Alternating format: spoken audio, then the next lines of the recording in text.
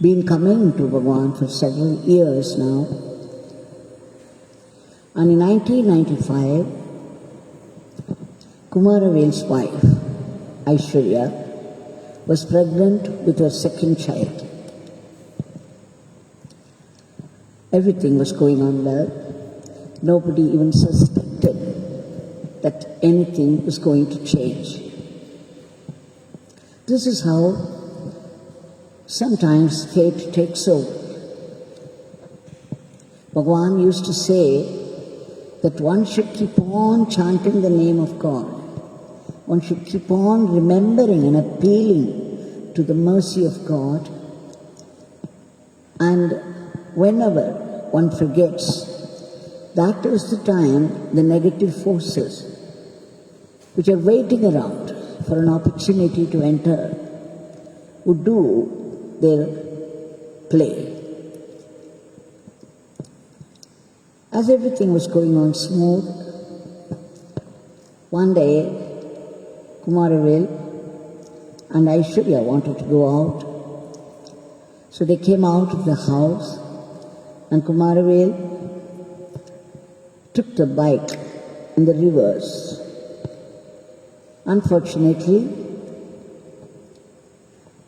it hit the knee, the right side knee of Aishwarya. Of course,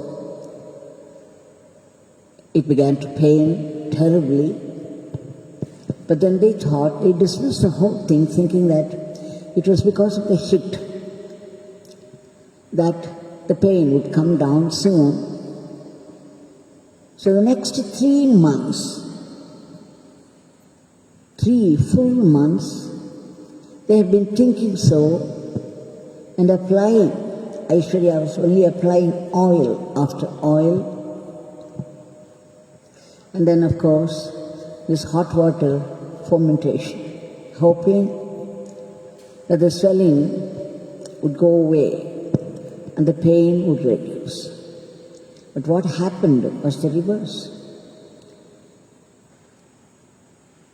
The swelling increased, and so did the pain, that it became unbearable at one point.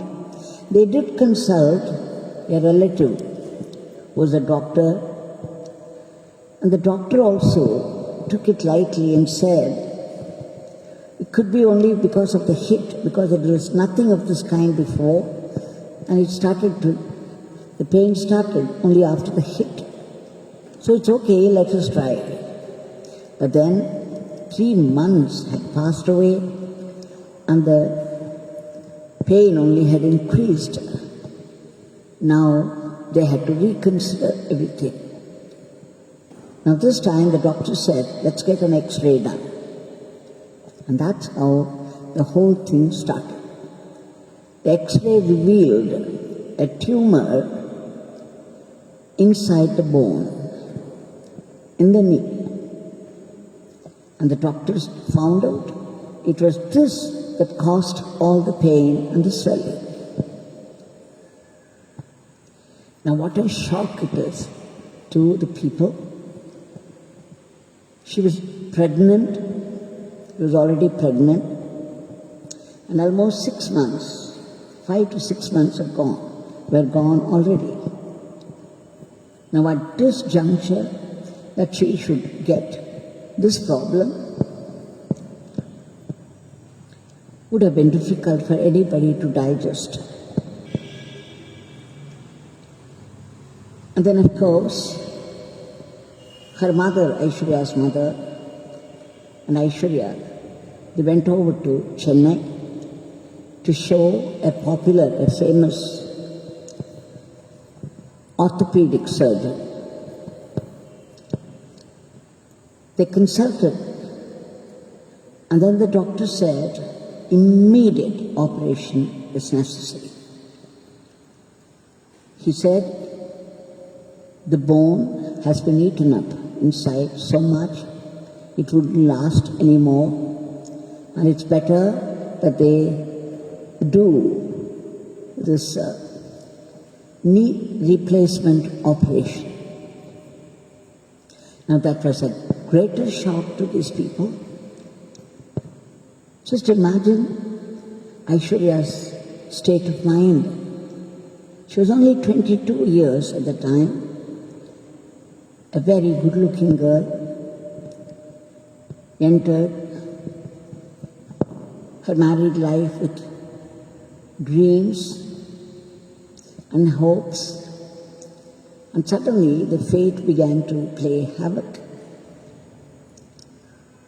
And again, this was a great shock to her, and what was more, one more shock was waiting. The doctor said, when we do this operation, it would affect the baby inside. Something would happen to the baby, so they had to abort it. Now, as soon as she heard it, Aishwarya, she immediately said, I don't want any operation, nor do we need to abort anything. The child was already 6 months inside. Her mother's heart would not approve, would not even think of such a thing.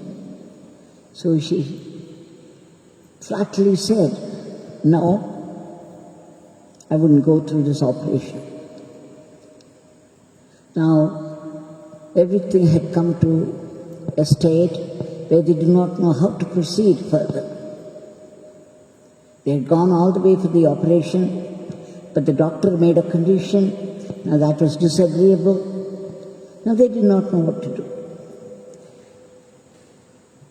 It was at that time Uma Surendra, Srimati Tilakavati Rajashekar, Tilakavati's sister from Shivakasi, she said, you people please inform Swamiji in Tiruvannamalai.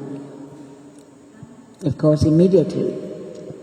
In fact, as soon as she heard, Tilakavati heard about it after the X-ray, that she had developed a tumor, cancerous tumor, she rushed to Tiruvannamalai and tried her best. She would put her hand on the knee of Aishwarya and chant and chant and chant Bhagwan's name. Probably because of that they immediately took the step to go to Chennai to consult a doctor, and the doctor said an operation was important immediately, and the other things followed. Now, when they rang up to Sri Mani, who was the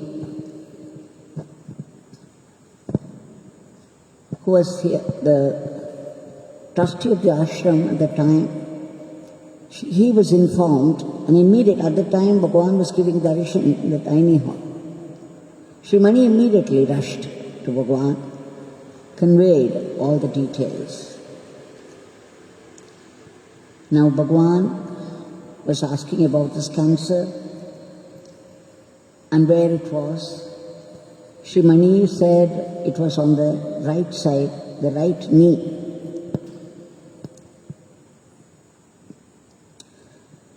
And that the doctor said it was inevitable, the operation.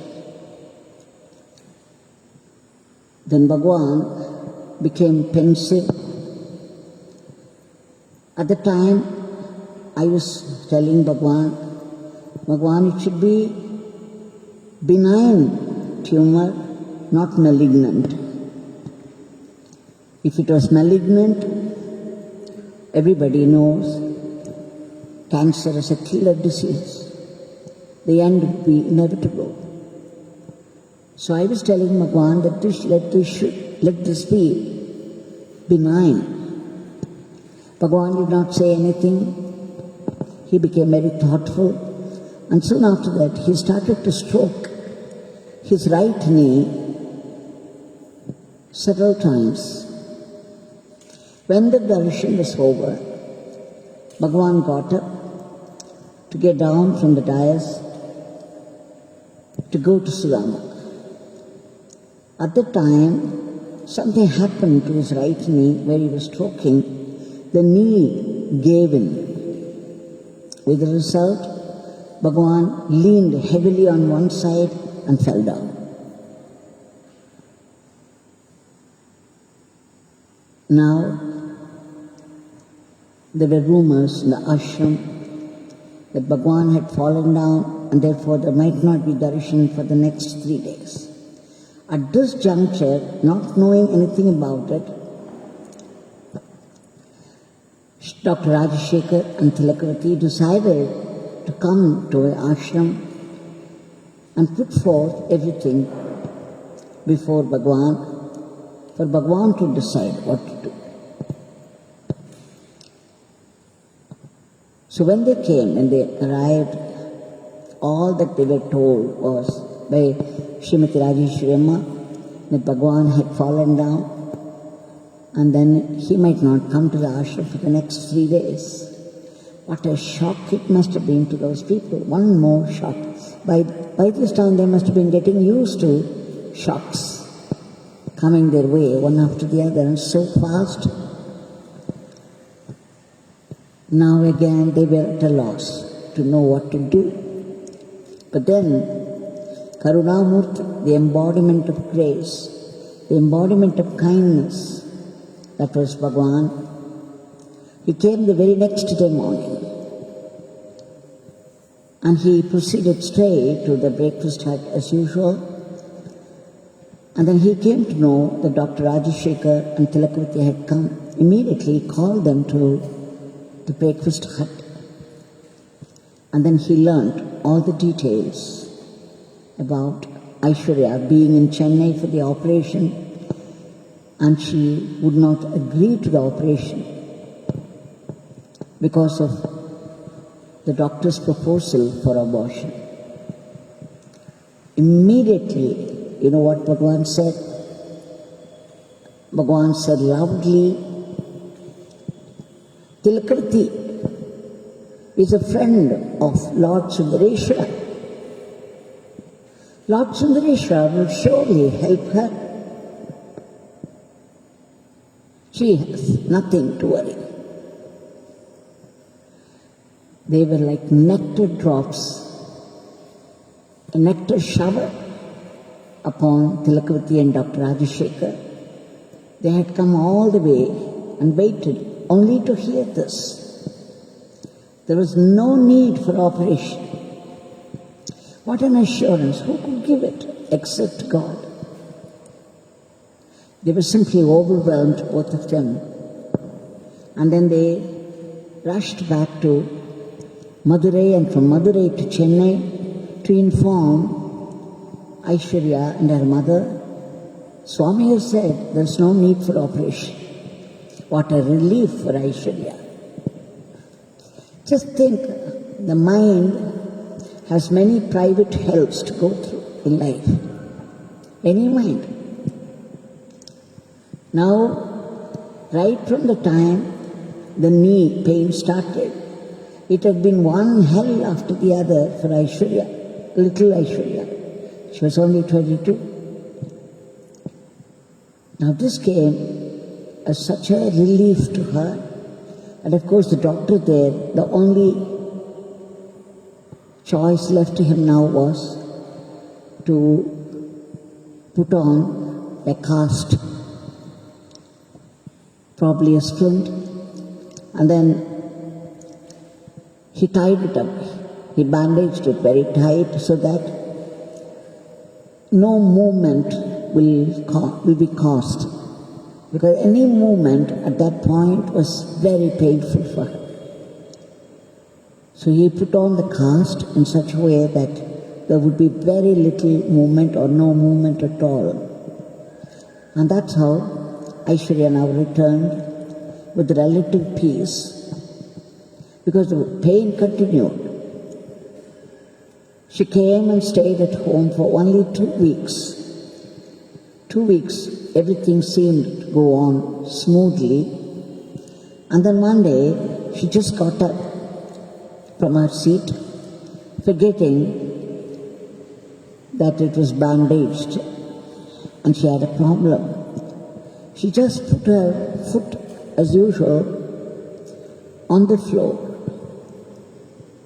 Immediately, something happened and she fell down. The knee gave in. You see, the cancerous germs had eaten up the bone inside so much, only a thin edge of it was left behind. No wonder as soon as she made a move to put her foot down, it happened, she fell down and the bone broke. Now again another emergency. They had to act immediately. They called the ambulance and they took her to Dr. Devdas in Madurai. She got admitted there and they were getting ready for the operation. Of course, this time this doctor did not say anything about the child. He simply said, I have to do this operation. He said the bone was already in a very pathetic condition. A new bone had to be put there in the place. So they took a bone from the thigh and set it up there with some iron rods and nuts so that the bone would be held in position. Now when the operation was going on inside, outside the operation theatre, Dr. Rajashekar, Tilakavati, Kumar, all of them were chanting Yogi Ramsuratkumar Nama frantically, desperately. There were two doctors outside and one of them was telling the other in their hearing that probably the whole leg may have to be amputated. What a shock. What a thing to say when the operation was going on and for a doctor at that. And there was another lady doctor with him who said, since she has cancer, this might have spread all over her body by then. It had already eaten up that bone there, so it would have started to spread and it might have gone all over the body. What a frightening thing to say, and for a doctor at that. Why would people do this? Tilakavati was taken aback. Now her desperation increased. But what else they could do except? Of course, they had informed Bhagwan about this emergency, that the emergency operation that was to be done on her. They had given all their details, including the time the operation started, everything. So their only hope is now Bhagwan. The Nama chanting was going on by the entire family in desperation. In any case, nothing of the sort that the doctors said in front of her outside the operation theatre happened. Aishwarya was taken back to Shivakasi. Now, the doctor said only one thing: she could no more fold her leg because he had put the bone from the thigh, and to hold it tight, he had put iron rods all around, which meant that she could not fold the leg at all. That was okay with them because they had expected something else. They had expected worse. So now, when she went back to Shivakasi, she had to be bedridden. And just imagine her condition. She was already pregnant, and I think probably 6.5 months or 7 months over. And she could not turn this side or that side. She had to stay put in the same posture all the time with a stretched leg. What a hell it should have been for that girl, young girl, who was also carrying a baby.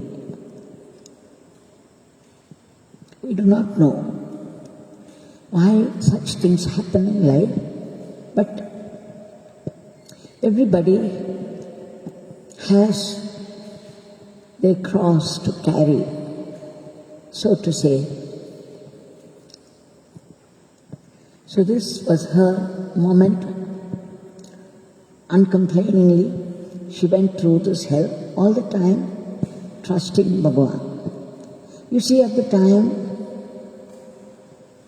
she was not very familiar with Bhagwan or his ways. She was not exactly devoted to Bhagwan also because she didn't know much about him. She had come into the family only some probably 3 or 4 years before. In any case, now she had learned to chant Bhagwan's Nama, and she stayed put in the bed. And imagine the pain that Kumar had to go through. He had to look after a pregnant wife who was bedridden, and then the delivery was also there, of course, in the month of April. I think it was 1st April that Kayalvi was born to Aishwarya by cesarean operation. Now Kumar had one more difficulty. Now not only he had to look after his wife, but also the newborn baby.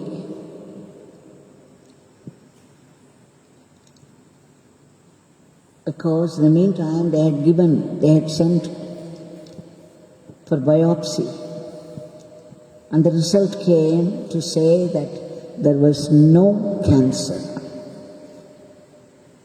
Just imagine, again, let's put ourselves in the place of these people. What a relief it must have been. Of course, they were overwhelmed by the grace of Bhagwan. Now, when Kumar visited his parents in Madurai, naturally his face was drawn. He was very, very tired, very distressed, and probably was going through depression. Looking at him, Dr. Rajashekar and Tilakavati could not bear it anymore. So they decided to come to Tiruvannamalai and inform Bhagwan all that happened. So when they rushed, when they arrived at the ashram by an auto, when they were just getting down from the auto at the gate, it was morning. Bhagwan had finished his breakfast hut and was moving out. His car was coming near Yagashala when somebody said that Tilakavati and Dr. Rajashekar had come.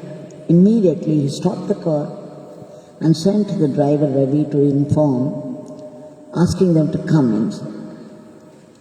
Bhagwan, as soon as they came near, Bhagwan laughed so much and said, "Oh, Devaki, our problem, Dr. Rajashekar has come to solve our problem. Dr. Rajashekar has come to solve our problem." And then he laughed. The problem was, only 2 days before, Vijayalakshmi Amma had developed toothache. It became very severe and had to be attended to by a doctor. But then Bhagwan said, no other doctor except Dr. Rajashekar. This beggar has faith only in Dr. Rajashekar. So we shall see when he comes. So now, just Bhagwan thought of Dr. Rajashekar, it struck them to come to Tiruvannamalai, and here they were. And Bhagwan was saying that Dr. Rajashekar had come to solve our problem, when in fact Dr. Rajashekar had come seeking a solution for their problem. It was the way Bhagwan always spoke. Only indirectly hinting at things. Of course, after that, we came to Sudama, and soon after, about 10 o'clock, we would come back to our ashram. And of course, Bhagwan came and became very busy with the construction work of the Pradhan Mandir. So he was seated outside the Pradhan Mandir. And Vijayalakshmi Amma had come with us. And Dr. Rajashekar became busy attending. And after he settled everything for her, Bhagwan called both of them. Listen to all the details that Aishwarya was going through, and Kumar. Now you know what Bhagwan said? Tilkavati, Dr. Rajashekar, do not worry about Aishwarya. Please do not worry about Aishwarya. She will be 100% normal. This was the declaration done by Bhagwan, much to the relief of the parents-in-law.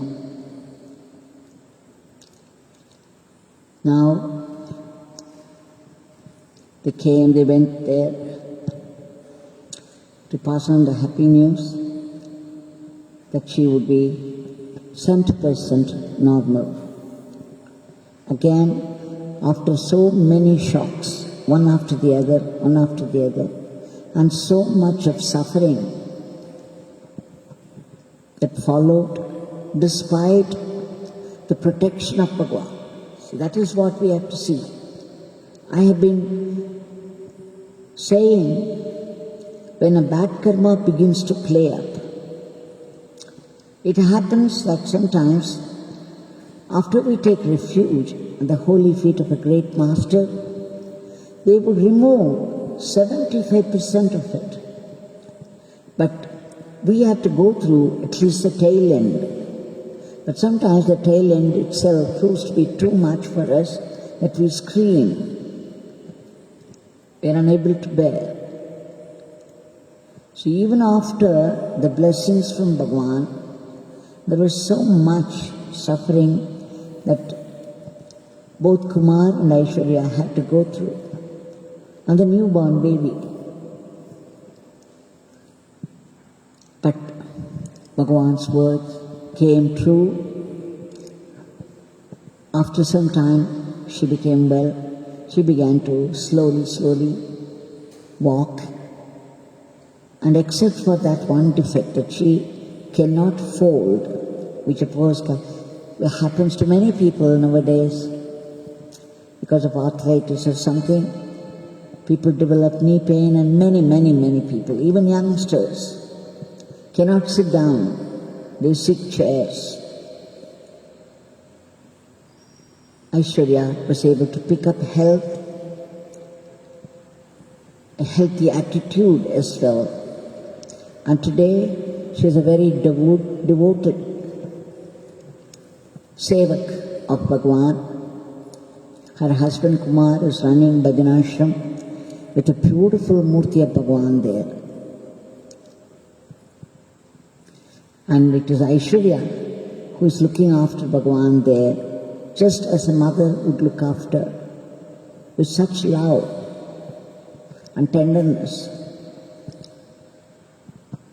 Bhagwan's murti, right from early morning, getting up and removing, cleaning Bhagwan, and then decorating him, cooking his food, the offering,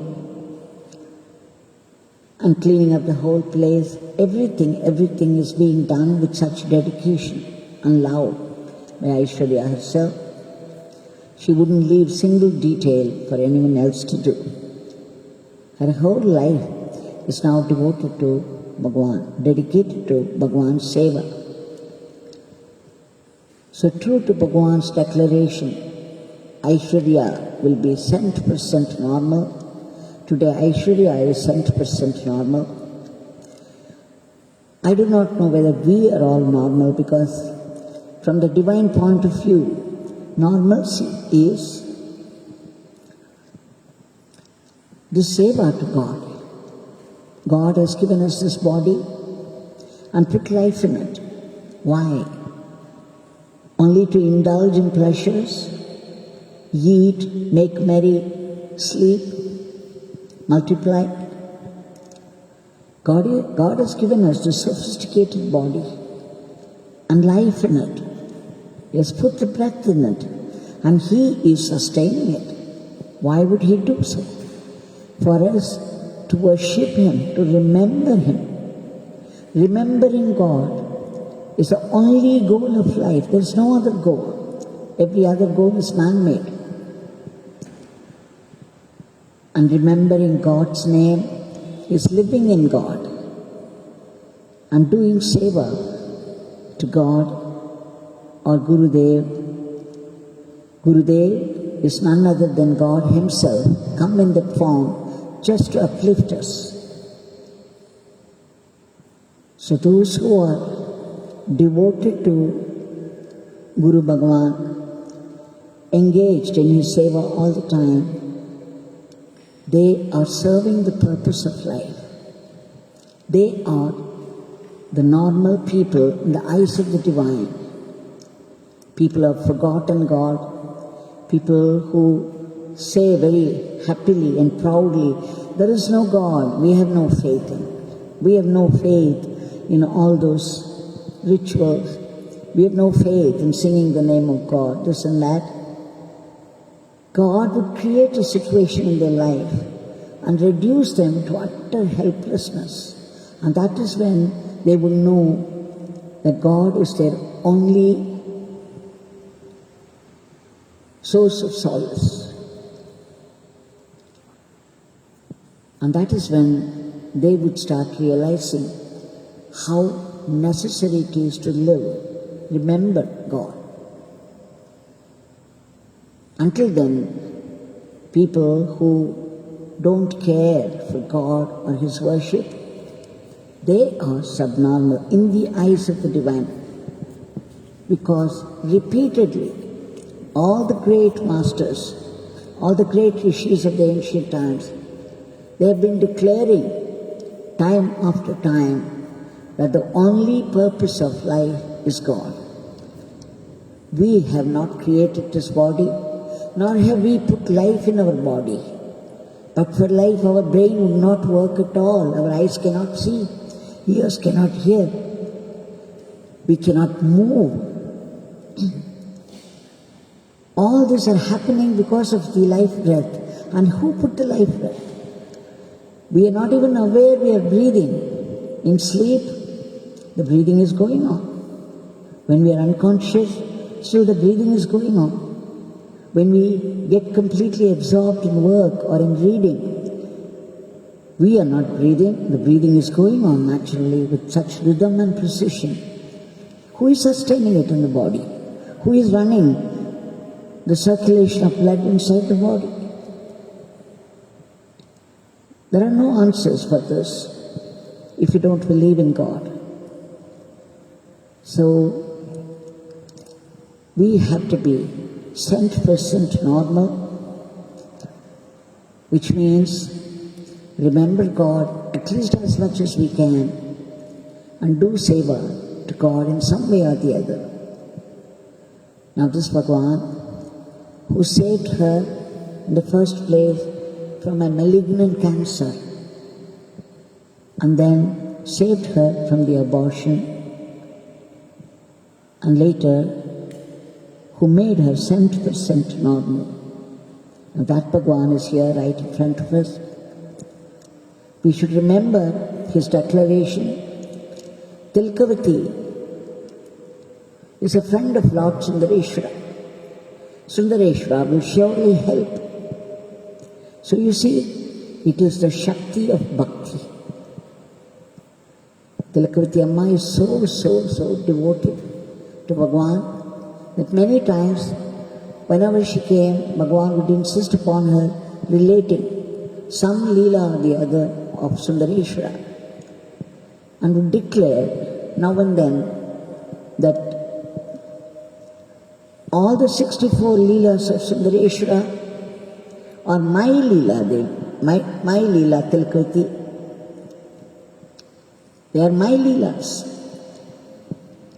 So to Tilakriti Rajashekar, it is Yogi Ramsuratkumar Bhagwan, who is Lord Sundareshwara there in Madurai, but she continues her Shiva worship.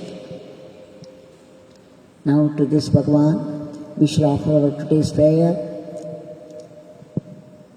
Bhagwan, we beg you, like every day, 1,000,000 times, for your immediate divine intervention to free the entire world in general and India in particular from the clutches of this dreadful virus and bring back normalcy in every aspect of life. And Bhagwan, kindly uproot the panic from the hearts of people, stop the spread of the disease, enter those medicines so that they could kill the entire crowd of the viruses, and please reach out to all those people in state of distress for lack of treatment or facilities, so that they get what they need and get well soon and come back home safe. And all those brave, great warriors who are fighting the disease at the very risk of their lives, please give them protection and all-round welfare. We also beg you for a lift to economy, and above all, as you said, 100% normal. We want to be 100% engaged in the remembrance of your name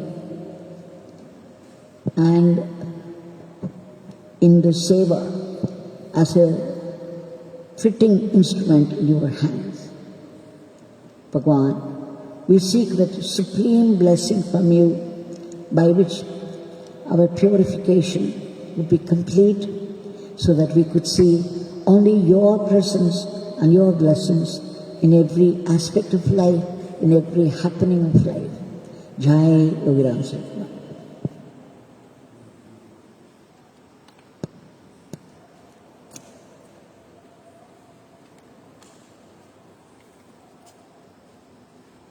Yogi Ramsuratkumar